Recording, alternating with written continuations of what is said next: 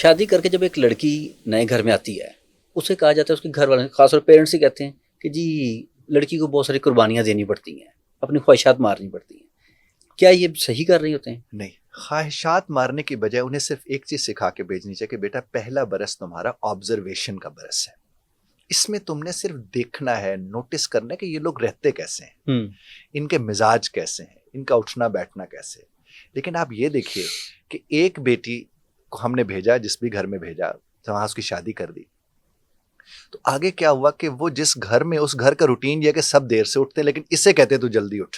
بالکل. تو وہ ظاہر ہے وہ مناسب تو نہیں. اور ادھر تو کہ تیری قربانی تو نے دینی ہے. نہیں، وہاں اسے بیٹھ کے بتانا چاہیے کہ میں نے بھی سب کے ساتھ ہی اٹھنا ہے. اگر سب جلدی اٹھتے ہیں میں اٹھ جاؤں گی، اگر سب دیر سے اٹھتے ہیں تو مجھے بھی تو یہ پریویلیج ہونی چاہیے، مجھے بھی تو آپ یہ والی سہولت مہیا کریں نا جو سب کے لیے رکھی ہوئی ہے. تو اس صورت میں پھر کوئی پرابلم نہیں ہوتا. باقی جہاں تک قربانی کا تصور ہمارے ہاں جو پہلے ہوتا تھا، قربانی یہ نہیں ہے کہ خلاف مزاج اور غیر مناسب بات کو، خلاف مزاج تو خیر ہے، غیر مناسب بات کو مناسب سمجھ کے تسلیم کر لیں، یہ تو ویسے غیر مناسب فعل، یہ تو نہیں ہونا چاہیے.